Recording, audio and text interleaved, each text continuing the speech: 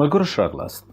په نن درس کې موږ او تاسې په مایکروسافټ ورډ کې سټایلز وایو. سټایلز د نوم څخه معلومیږي موږ او تاسې په خپله لیکنه باندې لکه دا موږ خپل لیکنه انتخابو. دلته تاسو مختلف تیار جوړ شوي سټایلونه په دې څنګه کوئ عملي کوئ. دا سټایل انتخابوئ، دا سټایل انتخابوئ. هر یو چې تاسو انتخاب کوئ دا سټایل دلته څنګه کولی شئ راوستلی شئ.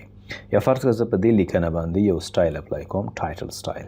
بیرته ورته نارمل ټیکسټ، نارمل سټایل ته به دا څنګه شي تبدیل بشي. خو د سټایلونو درس موږ او تاسې په ریفرنس کې، ټیبل اف کنټینټ کې بیا هم موږ دا څنګه کوو تکرارو. کله چې موږ او تاسې یو فهرست جوړوو، د فهرست جوړولو دپاره لومړی موږ او تاسې دغه لیکنه څنګه کوو. فرض که مختلف عنوانونه دي، دا عنوانونه موږ او تاسې ټایټل کوو یا هیډینګ کوو یې. د هغې نه وروسته چې موږ ټیبل اف کنټینټ ته راشو په اتومات ډول باندې دا څنګه کیږي انتخابیږي او هغې څخه فهرست جوړیږي. خو دلته صرف دومره زده کوو چې په انتخاب شوي ټیکسټ باندې موږ یو سټایل څنګه کولی شو اپلای کولی شو. فایند ته راځو. فایند څه معنا؟ که فایند باندې موږ کلیک وکړو، زه په دې خپله لیکنه کې غواړم چې څه پیدا کړم، ویډیو نوم پیدا کړم. ویډیو باندې زه کلیک وکړم، 4 ریزلټ ماته راغله، 1 2 3 4. دا 4 فایل، دا 4 ماته څنګه شول پیدا شول. که زه په ورډ باندې کلیک وکړم ماته 2 ریزلټ څنګه شول پیدا شول. داسې که زه فرضاً په ای باندې کلیک وکړم 33 ځایه ای ماته څنګه شوله پیدا شوله. دا د فایند وظیفه ده چې موږ کولی شو په خپل ډاکومنټ کې یا په خپل فایل کې ځینې لغاتونه، ځینې حرفونه هغه موږ او تاسې څنګه کو پیدا کړلی شو. بېرته که دلته موږ راشو ملګرو ریپلیس ته. ریپلیس کې موږ فرضاً ورته وایو چې په هر ځای کې چې ویډیو وي دا ماته پیدا که او ریپلیس ویت یعنی بدلی که په کمپیوټر باندې. ریپلیس یو دانه به درته ریپلیس کوي او که موږ ریپلیس آل وهو 2 دانې یا 4 دانې دلته موجود دي ویډیو، هغه یې ټول څنګه کړل په کمپیوټر باندې بدل کړل. خو د دې د استعمال ځای کوم یو دی؟ د دې استعمال ځای دی چې کله موږ تاسې فرض کا یو غټ کتاب ولیکه، یو حرف موږ نه څنګه شو غلط شو، وروسته راته یاد شو چې ما خو دغه لغات مکمل په دې فایل یا په دې ډاکومنټ کې غلط استفاده کړی دی. نو بیا تاسو دلته کولی شئ چې فایند یې کوئ او بیا یې څنګه کوئ ریپلیس یې کوئ. نور اپشنونه موږ دلته لرو. سلیکټ آل. سلیکټ آل مطلب زموږ ټول ډاکومنټ که 1000 صفحې وي که 100 صفحې وي ټول څنګه کیږي سلیکټ کیږي. دا کار موږ او تاسې د یو شارټکټ په واسطه هم کولی شو چې کله موږ او تاسې کنټرول جمع ای یعنی کنټرول سره موږ او تاسې ای ونیسو، د دې په واسطه باندې هم کولی شو چې مکمل ډاکومنټ یا مکمل فایل کې چې هر څه موجود وي هغه سلیکټ یا انتخاب کړو. بل موږ او تاسې سلیکټ آبجیکټ لرو. زه دلته یو 3 پاراګراف نور هم انزرټ کوم. دغه دې څخه باندې کلیک کوم بیک چې داسې لږ زره زموږ لیکنه زیاته شي، څنګ په څنګ شي، یو پاراګراف شي. دې ته لږ فاصله ورکوو. انزرټ شیپ. یو شیپ څنګه کومه انزرټ کومه. دا شیپ ما څنګه که انزرټ مې که. بیا ټکس راب ته راځمه.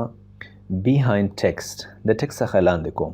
اوس خو دا د انتخابیږي، خو که زه بیرون کلیک وکړم بیا دلته کلیک کوم ځکه ټکسټ د دې د پاسه دی، دا په سختۍ انتخابیږي. نو دې دپاره موږ راځو سلیکټ ته، بیا سلیکټ آبجیکټس باندې کلیک کوو. بیا چې موږ خپل ماوس دلته رانږدې کوو تاسو وګورئ د ماوس دغه شکل تغییر شو. اوس ډېر په اسانۍ کولی شو چې خپل دغه شیپ څنګه کو سلیکټ کو او یا یې انتخاب کو. سمه ده؟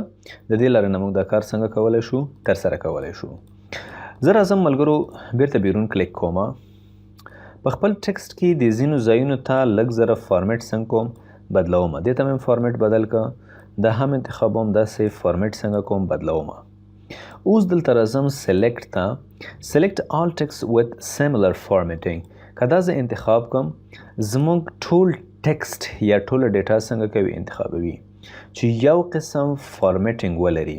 که فارمیټ بدل وي هغه بیا څنګه کوي نه انتخابوي. مطلب هغه ټکسټ انتخابوي select text with similar formatting چې د هغوی یو قسم فارمټ وي هغه موږ د ټول څنګه کوي سلیکټ کوي. که زه داسې دلته لاندې کلیک وکړم بیا راشم سلیکټ ته نو د مکمل ټکسټ څنګه کوي موږ ته را انتخابوي ځکه د دوی فارمټ بدل نه دی ټول یو فارمټ والا دي. که چیرته فارمټ موږ بدل کو مطلب دلته راشو موږ رنګ بدل کو یا سایزونه غټ کو د ځنه بولډ کو مختلف اپشنونه په دې باندې اپلای کو بیا موږ تاسو چې کله سلیکټ ترازو او د ځنه select text with similar formatting انتخابو نو بیا به هغه ټول څنګه کیږي انتخابیږي. به دلته موږ تاسو د یو شیپ انسرت کا راځم د یو بل شیپ هم څنګه کومه انسرت کومه.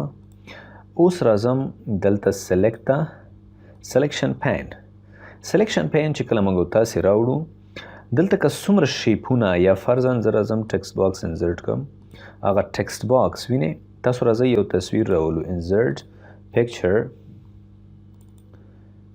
یو تصویر دا ټول سیزونه دلته څنګه کیږي راځي د ځنه هم موږ سلیکټ کولی شو. فرضاً ټکسټ باکس مې سلیکټ کړه دا د انتخاب شو.